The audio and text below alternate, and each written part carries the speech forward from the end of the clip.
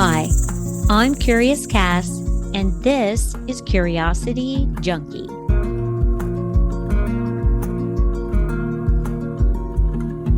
Today, I want to talk about New Year's resolutions.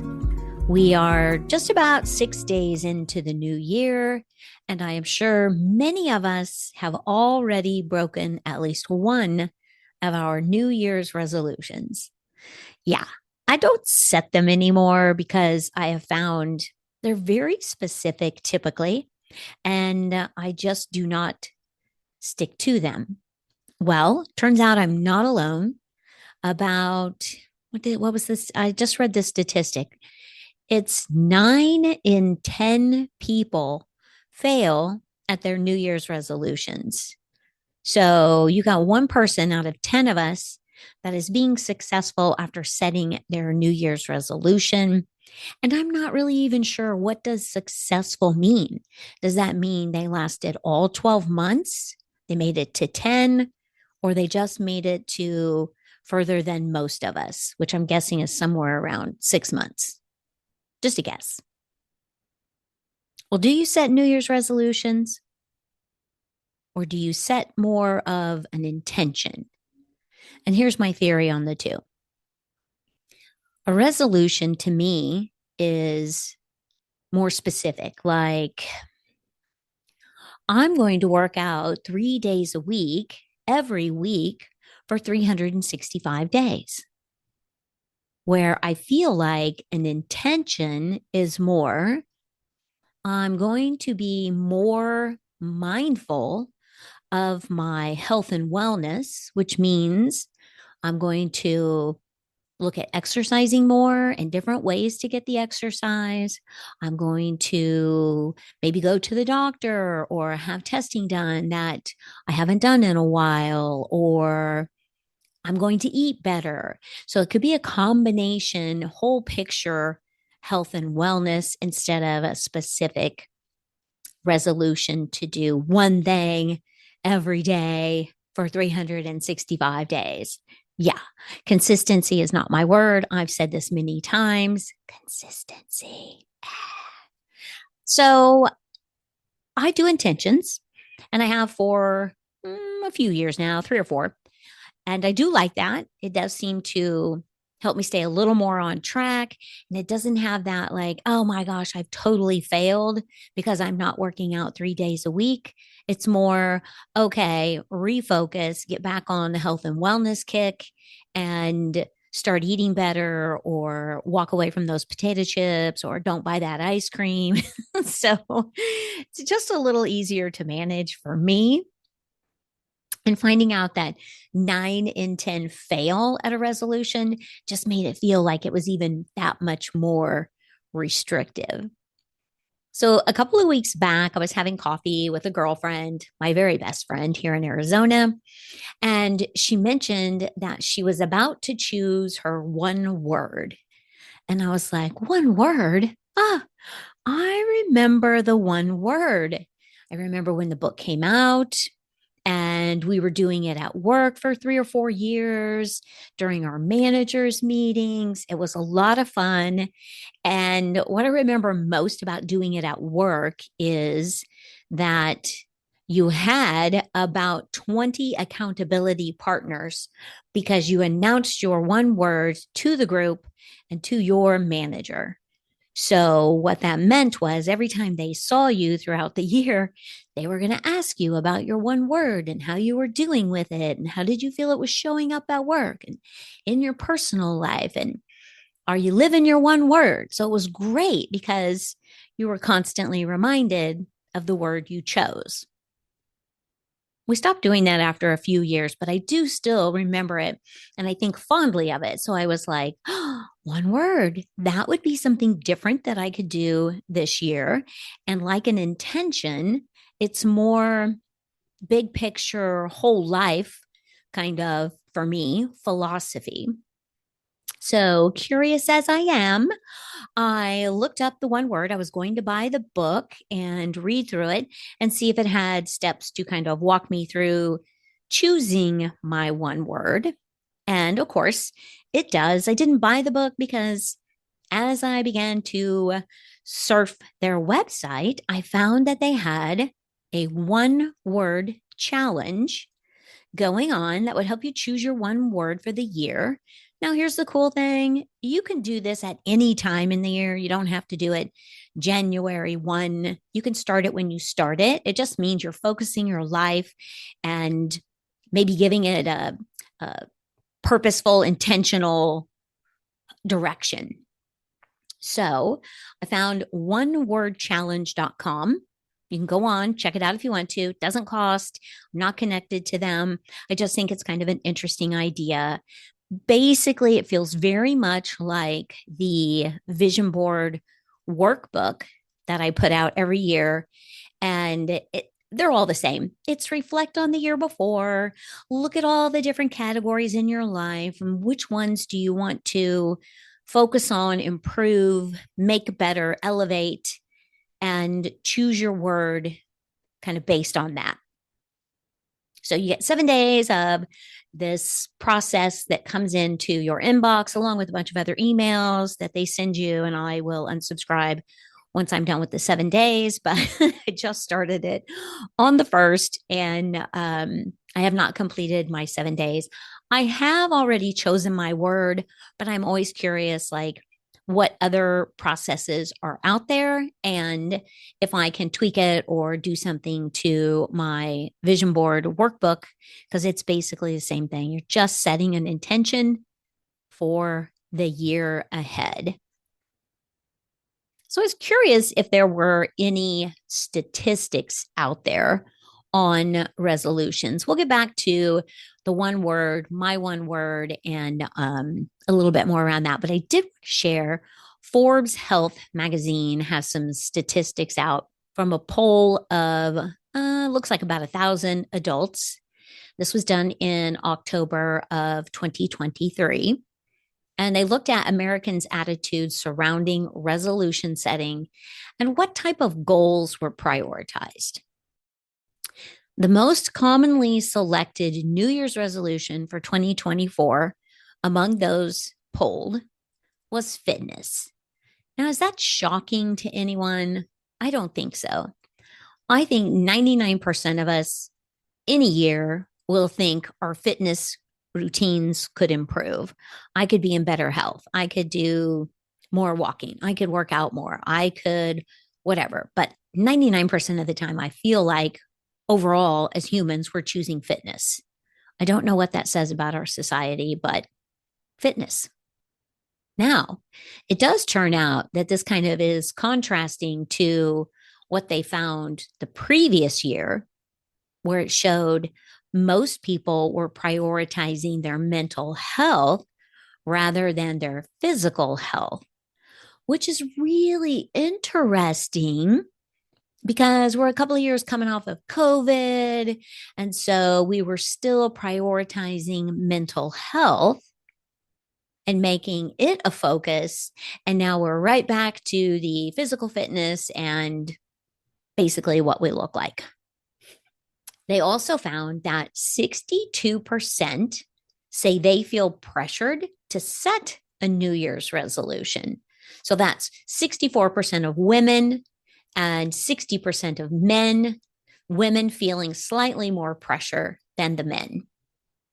Overall, 48% of people say improving fitness is a top priority for this year, and 36% cite improved mental health as a top resolution. So the mental health is still up there, which is fascinating. I mean, they kind of go together. If you're working out, your mental health improves. So if you're working on your mental health, you're probably incorporating some sort of physical piece to that. 55% say that physical and mental health are of equal importance walking into 2024. So more people cited improved fitness, and that's at about 48%. And then improved finances was at 38%. Improved mental health, 36%. Weight loss, 34%. Improved diet, 32%. Interesting. Women and that shows about 36%, and men at 36% equally cite improved mental health as a top resolution for 2024. However, women are more likely to focus on fitness at 52% in 2024 compared to men at 42%. Fascinating. I'm not really sure how they're breaking down these percentages because at the top it said fitness was number one, and now down here, I guess it's because they're saying 36% of men and women equally agree. Okay, yeah, I had to kind of reread that again to make it make sense to my brain. So 20% of those polled say they keep themselves accountable when it comes to sticking to their goals. For the whole year. Yeah, I'd like more information on that statement right there. And this is a massive drop compared to last year's survey, for which 77% said they would keep themselves accountable. Well, obviously, we are not if the overall sticking point is 1 out of 10 of us. I mean, this almost seems silly. Okay, so it goes on to say that overall, 80% of those polled feel confident in their ability to reach their goals, and only 6% lack this confidence. Well, maybe that says something about us as human beings. We're a little overconfident because we do not stick to them. Men are slightly more confident at 82%, where women are at 79% in their ability to reach their goals. Now, about 49% of you are planning on using some sort of fitness app to help you stick to your resolutions. I do like a good app for that reminder. Like it's right there in front of you, easy to get to. We are literally on our phone 24/7. So it's a nice reminder. It does say that generally apps are the most popular tool used to maintain accountability. I totally agree with that. The most popular tools that are apps are diet programs, gym memberships, habit tracking apps, diet or calorie counting apps, and meditation apps at 33%. I have a meditation app, Insight Timer. I absolutely love it. I'm so excited that it was on the list. Was that 1, 2, 3, 4, 5? It was number 5, but it was on there. I do think meditation or a journaling practice is an amazing way to start the day. It goes on to say that 86% say their New Year's resolution will have a positive impact beyond 2024. Ooh, I love that. And 29% say that their resolution will have a positive impact for 1 or 2 years beyond the year they're committing to it. 57% believe it will have an impact for 3 or more years, which I would think if you're doing more of the big picture, like maybe it is health and wellness or mental health, because that's a bigger resolution instead of something really defined. And maybe that's the key to it. So for 2024, Forbes Health One Poll survey found some resolutions to be more common than others. And here they are, the top 5. Overall, improved fitness, 48%, number 1. Number 2, improved finances, that's at 38%. Improved mental health at 36%. Weight loss at 34%. And improved diet at 32%. Some of the less popular resolutions are more travel, 6%, meditating regularly, 5%, drinking less alcohol, 3%. I never set that one because I just can't make it a whole year.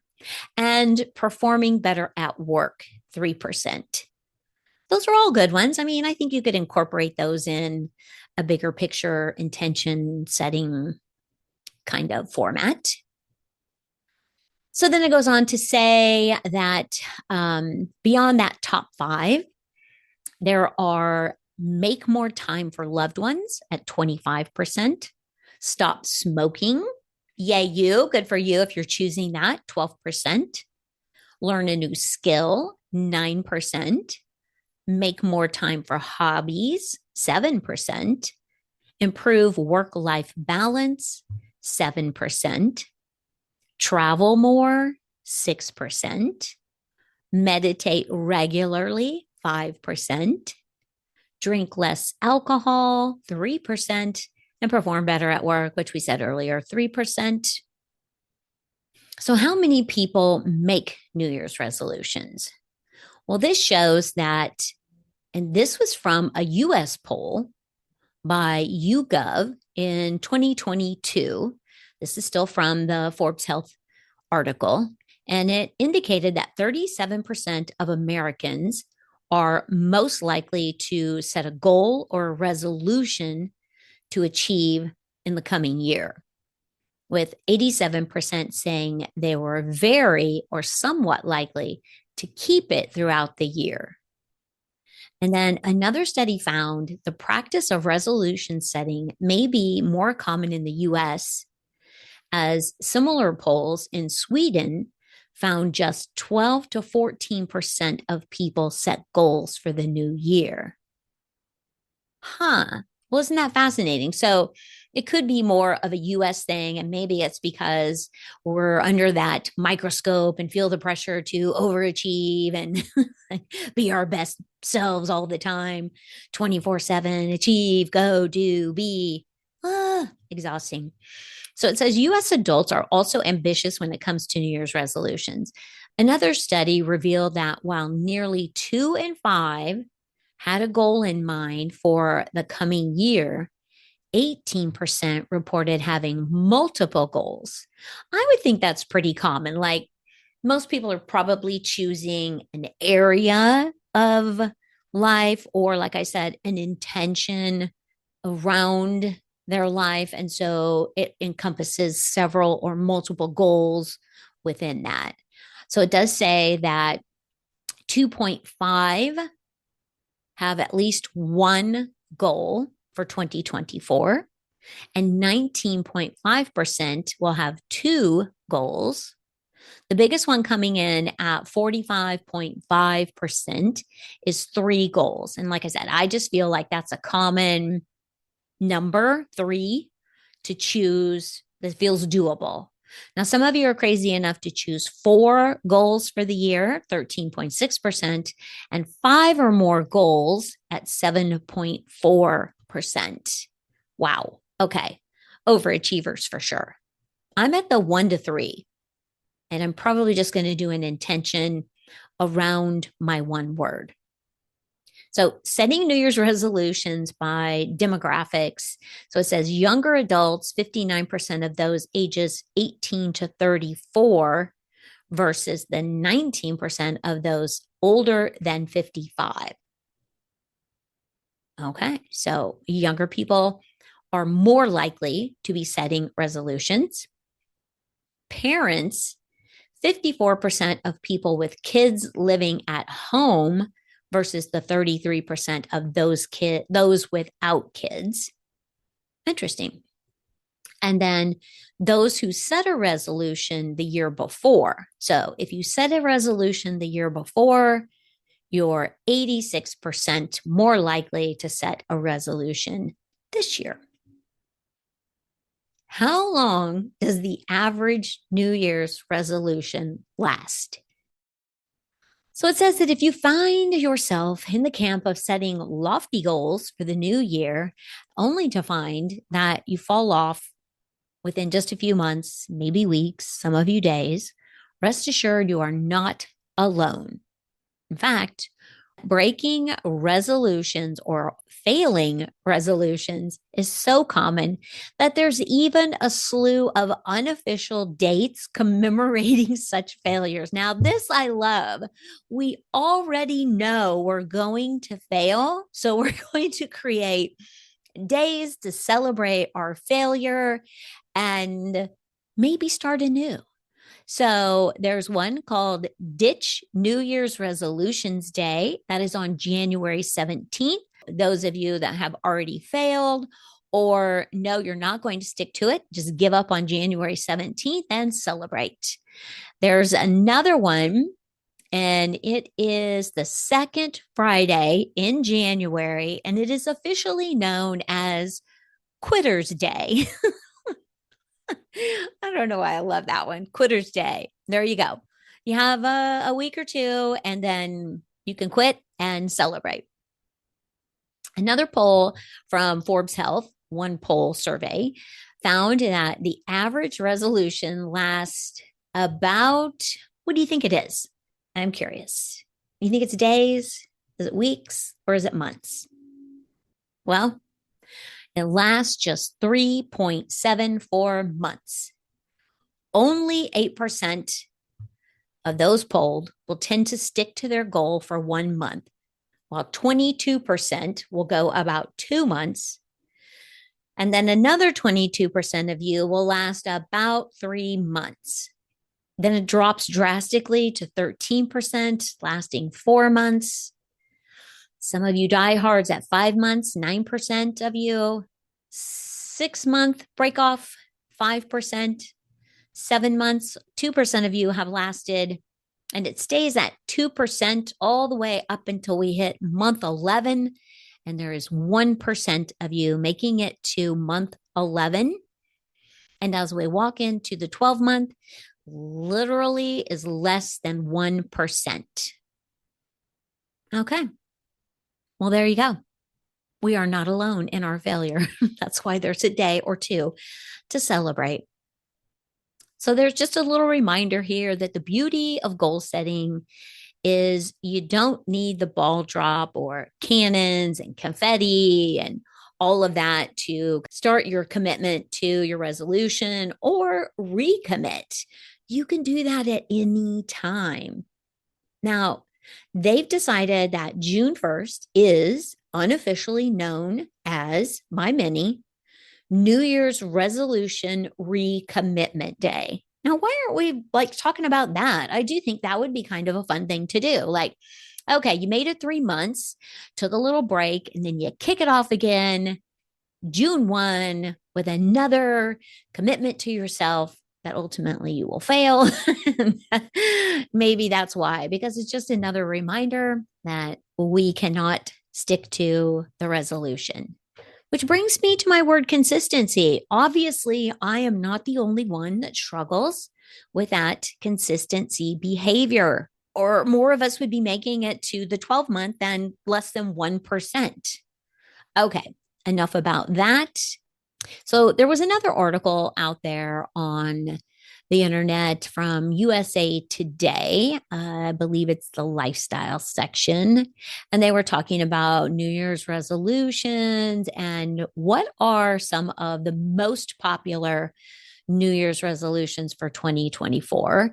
And this one cites to save more money, which was number one, which is interesting because, there's a little bit of that inflation looming and things are crazy expensive. And then number two, exercise more. Of course, it's got to be in the top 5. Number 3, a little more specific, to eat healthier. And then you've got number 4, to spend more time with friends and family. I love seeing that in the top 5. I think that's wonderful. That is also one of mine, to be more intentional with my relationships. So number 5, to lose weight. Number 6, to spend less money on living expenses. Oh my gosh, hasn't it gotten ridiculous? I do think so. Number 7, to spend less time on social media. Amen, brothers and sisters. Get off social media. I myself love scrolling mindlessly when I'm trying to avoid something. That's when I get on social media because I'm trying to waste time. All right, number 8, to reduce stress on the job. Now, that's an interesting one. It does say that, keeping a planner and staying organized can help with the feelings of overwhelm. Yes, absolutely. Well, I guess that was it. There were only 8 on there, but I thought they were interesting and wanted to share those as well. Let's move a little bit back to the one word that my friend was talking about, and she chose her one word. And I can't share that with you because it's her one word and only she can share her word with who she chooses. So I did look it up. There is the onewordchallenge.com. And my word that I chose is drumroll intentional. My one word is to be intentional in all things within my life. So for me, it feels like mindfulness with a bit more conscious and purposeful planning. That's kind of how I think of it. So the definition of intentional is done on purpose, deliberate.